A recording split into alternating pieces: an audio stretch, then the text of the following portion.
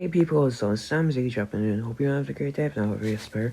The reason I've been making some of my videos into part 1 and part 2 is because my account isn't verified and won't let me post videos over 15 minutes. So this will be another one of the part 1, the videos I have to split. This is one of the Storytime Animations channels that advertises its story says true, and it's called Storytime Animated. Without further ado, let's drop in. Hi, my name is Jane, and I would like to tell you a story. I was just an average girl who enjoyed her morning walks, coffee, and spending an unnecessary amount of time on the internet looking at pictures of cute dogs. If I could, I would have bought them all, but my boyfriend was allergic. At least, that's what he said. I've always suspected that he was secretly afraid of dogs. Either that or he hated them. I'm sorry, what is this face? Is this supposed to represent hatred? Because I don't think that's hatred, I think that's mental insanity. I'm not sure which. I and Marcus had dated since we turned 19. We were 20 now, and our relationship was serious. So serious that we had made plans for our wedding already. The highlight of our relationship was staying up late every night to watch my favorite series. Marcus always complained that the series was boring and predictable, but he watched them anyway. One day, while we were lounging around his house, he casually said to me, Jane, we need to talk. As soon as he said that, I could sense that something I didn't like was coming. He almost never called me by my name. He always referred to me as Queen or Angel. That's because he's a simp. Okay, maybe he's changing from his simp ways. Should I say bravo? Okay, I'm clapping for you. I'm all ears, dear. What do you want to talk about? I answered. I don't think this is working out. I need to break up with you. Those dreaded words hit me like a hurricane. Who was surprised? The highlight of your relationship was something he hated doing. I mean, I wouldn't be surprised if the rest of it, if some other stuff was like that. And before I knew it, or could even control myself, I burst out crying. And this was an ugly cry, complete with snot bubbles and unintelligible words. What had I done? Why did he suddenly decide to do this to me? We were supposed to get married. Why, Marcus? Why? I said amidst the tears. I could feel my uncontrollable emotions rising to the surface. I couldn't control it, and he just stood there watching me as I cried. Soon after, I calmed down, looking him straight in the eye, and said to him, "You are not leaving me. We are never breaking up. You must continue to love me till eternity." Okay, now you sound like you're in a cult. Another reason for him to break up with you. I mean, how are you surprised here? Okay, I love you, Queen, and I promise to never leave you, ever. Marcus replied Dang all of that progress of getting away from the simpery.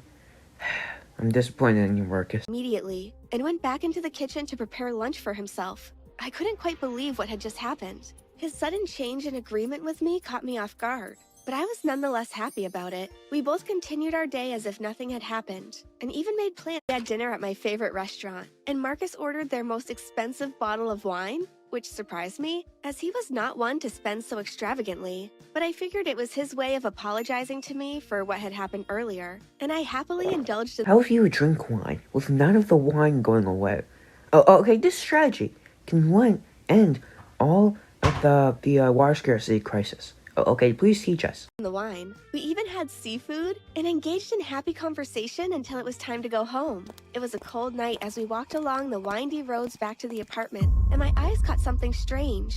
One of the empty shops we usually pass on the way home suddenly had its lights on. It seemed like a new business had just opened recently, and my suspicions were confirmed when I noticed a blackboard sign in front of it. It read, Madame Bonyfinger's Fortunes.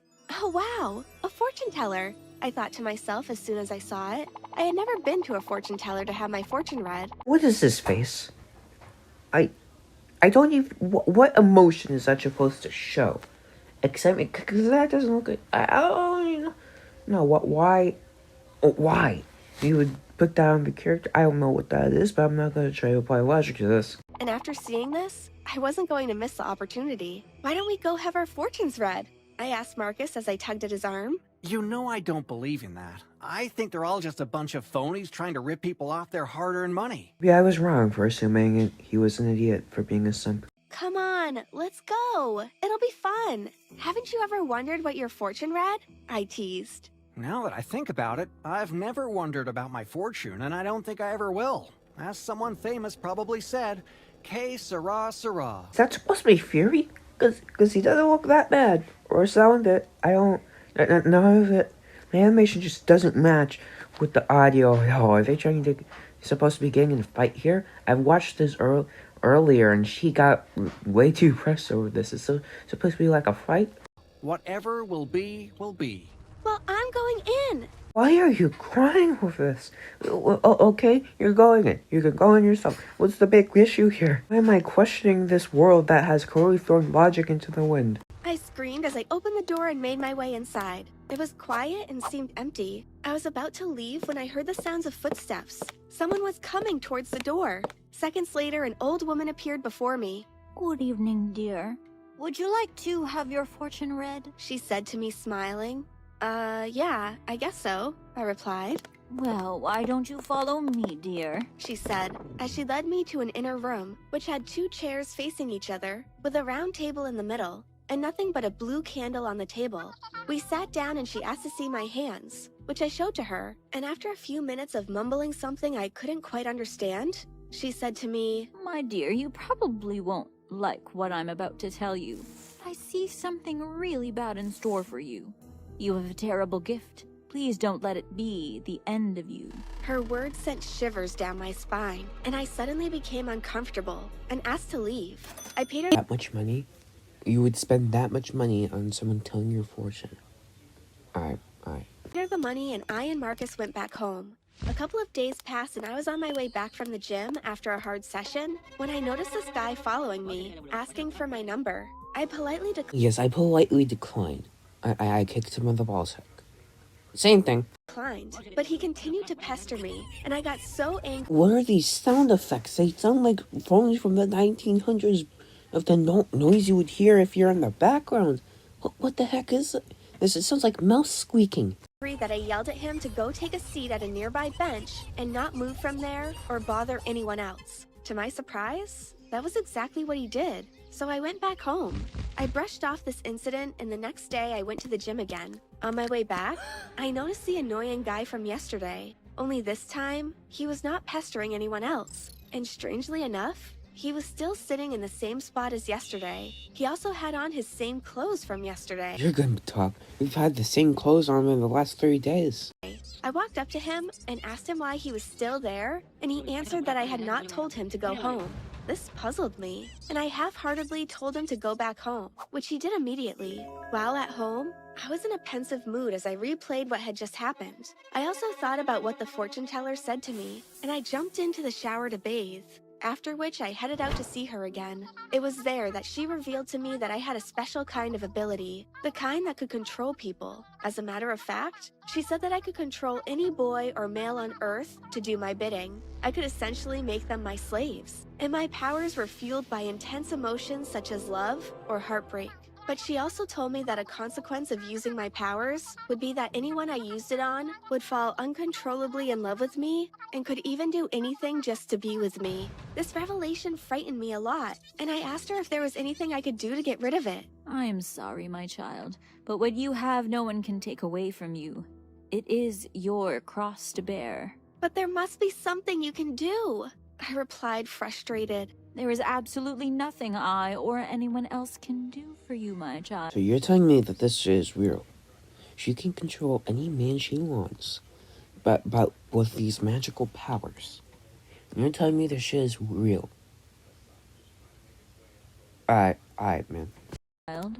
I walked out angrily, and as I entered our apartment, Marcus was in the shower and had left his phone on the dresser. His phone beeped as he received a message, and out of curiosity, I checked his phone. But there was no way I could prepare myself for what I saw. I saw old messages of him cheating on me with multiple girls. So that was the reason he wanted to break up with me? Maybe he just thought he already broke up with you because you've been enslaving him this entire time? I mean, why wouldn't he want to break up with you? He wanted to leave me for one of them? We had a serious argument as soon as he got out of the shower, which ended up with me ending the relationship amidst pleas from Marcus. Marcus didn't stop pestering me, which was through no fault of his, and absolutely beyond his control. It was as a result of my ability that I had unconsciously used on him. I ignored him all through, but when it got unbearable, I got a restraining order against him. This seemed to get rid of him for a little while.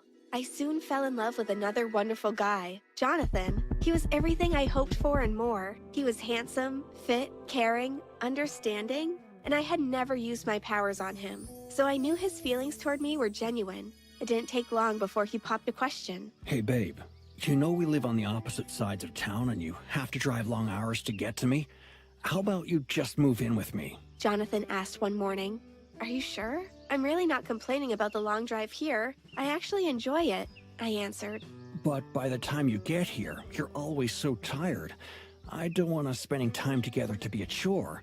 It's easier for us both if you just live here. That way I get to see your beautiful face every single day. He said to me as I blushed. I mean, you can't move in with me right now, duh. We'll do that once we get married, unless you don't want to. He said as he handed me a spare key to his apartment. Soon after, we began living together. It was total bliss living with him. And very soon, we planned our wedding and a vacation abroad. We both had time off and decided to spend it in a foreign country before the wedding. We had done a lot of research to find out the most affordable places to visit, and very soon we had decided on a time and a place to visit. On the day of our flight, we packed our bags into his car and were on our way to the airport. He noticed the car was making strange noises, but I brushed it off and told him that he worried too much. As soon as I had said that, I heard a loud pop, as if something had burst. And before we knew it, his car was tumbling down the freeway, somersaulting several times before finally coming to a stop. We both woke up in the hospital, where I was told that they did all they could, but I was permanently paralyzed. I couldn't sleep for several days as I drowned my pillow in tears every night, trying so hard to adjust myself to my new reality. Just when it seemed like everything was going right for me, this tragedy decided to rear its ugly head. Jonathan got better and was discharged far earlier than I was, but he came to visit me every day. Oh, how I loved this man. Throughout my stay in the hospital, I had a very sneaky suspicion that the car was tampered. Or there was a bomb under the car. I mean, the car just jumped from the air, did 2 somersaults, how is this not a tampering or a bomb or something? With, and the only person I could think of who could do such was Marcus. But I soon forgot. The only person who can plant bombs under cars is Marcus. Yeah, the only guy who knows how. The only guy in existence who knows how to place bombs. It's Marcus. About it when the police told me that they found no evidence that it was tampered with, and what had happened was just a freak accident. I was due to be discharged on Wednesday, and after the required paperwork was signed, I waited for Jonathan to come and pick me up, but he didn't show. Thinking he had probably forgotten, I called him. Hold up. Isn't she permanently paralyzed? How the heck is she making this call? And they just never mentioned that her paralysis got cured or whatever? No, that's just not important enough. But I was told over the phone that the relationship was over. He also told me not to come to his house, and that he had changed the locks. I wanted revenge and wanted to use my powers on him so bad, but I stopped myself. I decided I didn't want to ruin his life. The day was almost over before I was told that someone had come to take me home, and it was none other than Marcus, my ex-boyfriend. Finally, they let the guy who you have a restraining order again. They're gonna let you. You're gonna let him take you home? He said it was he who had sabotaged the car. I don't know how I did it, but I forgave him. I soon began to research my powers. Wait a minute, so this is stuff you can just research. You can just look it up in a good old Google search. Why did you not look this up earlier? And I somehow found a way to release those under my powers. So I released Marcus. But once I did this, he became hostile towards me. Oh my god, I made this guy do whatever I want for a few years, but no, he was mad at me when I released him from my control. Oh my god, who could have seen this coming? And forced me to use my powers on other people for his benefit. One day, in the process of using my powers, I was noticed by someone else who confronted me about what I was doing. I broke down crying as I confessed to him everything that happened, and he promised to help me get rid of Marcus, which he succeeded in doing. I was so grateful to him for what he had done, and we soon became friends, after which we fell in love. And after promising never to use my powers on him, we eventually got married. This video can't be over 15 minutes, so this is going to have to be a short outro. Hope you all have a great day, everybody. This is Sam dropping out.